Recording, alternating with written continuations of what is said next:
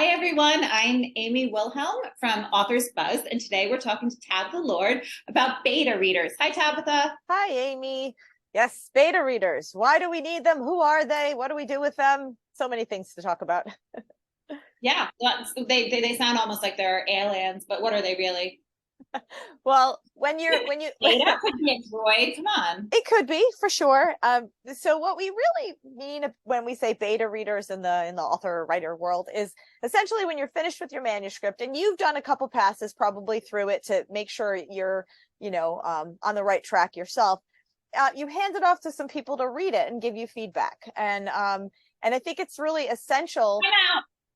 That Yes. sounds like a scary moment. Oh, it is a scary moment, Right? sure. You just brushed over that, Tabitha. You I don't know. remember Sorry. that. I do remember. And it still happens. So that moment where you say, I've done everything I can with this manuscript, it's time for someone else to read it. It is terrifying. This is your book baby that you're now going to put out in the world and you're asking people to critique it, which is it's terrible. You want everybody to say, I love your book baby. It's the best book baby I've ever seen. It's so pretty and wonderful. Beautiful. It's a beautiful book baby, but you know what? It isn't a beautiful book baby if it's a first draft or even a second draft or sometimes a third draft, and that's okay. No one's book baby is beautiful then. But you probably have some good raw material. You've probably got a good story, some good characters, and you have to get feedback from other people to see how readers are responding to it. And so beta readers are often those people that you go to that you trust their judgment and they're going to give you honest feedback about your story. So are they friends, family, other readers? Where do you find these people that would be giving you good feedback? Right. So when I wrote my first draft, I sent it to just about everybody I knew. That was like once I got over, oh no, someone else has to read this book. I got really excited and sent it to everyone I knew. And quickly you realize that not everyone understands how to give good feedback and not everybody's going to be good at that. So I've found over the course of time that I've, sort of narrowed it down to 4 or 5 people that are really good at what they do. And here's who they are and how I found them. Well, one is Amy. And Amy and I have sort of been on this writing journey together for years. So we're at similar places in our skill set and in our writing life. I also know that she really likes my writing and I really like hers. And that's not just because we're friends. We actually like and our the stuff the other person writes. It's in our wheelhouse, so to speak. So that's a good barometer. Does the person enjoy what you are writing? Is it in their wheelhouse? Just a quick pause. So what that means is you don't want to give, I have a young adult science fiction manuscript. I don't want to give that to somebody who really likes memoirs or romance. Right. And now some people are widely read. And that brings me to my second person that is my beta reader. She's a friend who was in our book club, and I've been in the same book club for 900 years. So I'm like Yoda.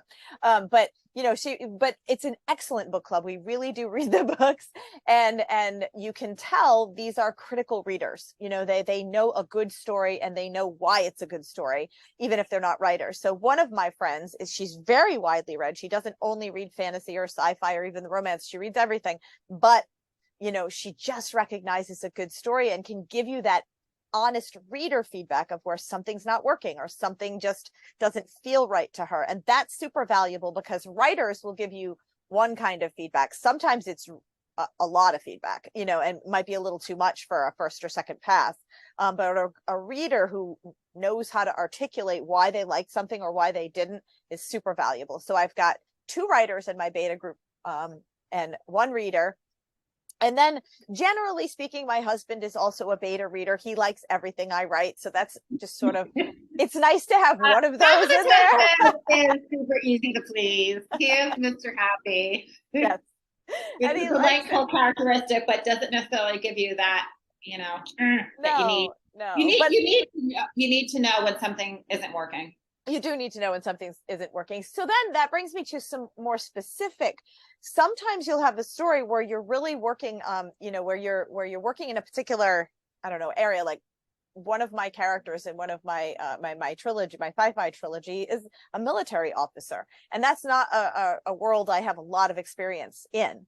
So I made sure to get a beta reader who lived in that world. And I said, look, this is a space navy. This is not or a space fleet. This is not, on Earth. You got to, put aside your, technical stuff. But I want to know, does it feel when they're in battle, when does it feel that tension? Am I recreating it in an authentic way? Is there anything that pulls you out of the story because that just wouldn't happen that way? Those guys wouldn't say that to one another. That wouldn't be, what's on someone's mind. So that was really valuable. I specifically asked him to look at, like some of the battle scenes and just some of the interactions amongst the military officers to say, does this feel authentic, even though it's a futuristic space-based sci-fi novel. So sometimes an expert is a really good beta reader to add to your list. Doesn't have to be there every time. I'm not certainly I didn't ask him to read Dreamwalker, my urban fantasy, but for sure those. So that's how I picked. You learn as you go. Certain people give you really good feedback, and others it's just, wow, that was great, or I hated it. Yeah. So it's not a one and done thing. When it's your first manuscript, you have these set of people that you ask, and then based on what they come back with. But I guess we hit it a little bit in the beginning, but we have to talk about what it's like when you first get those notes back, or are we doing that in another session? Is that our next session? I think that could be the next session, but I will say that, again, that goes to preparing yourself and putting yourself in the mindset to receive feedback.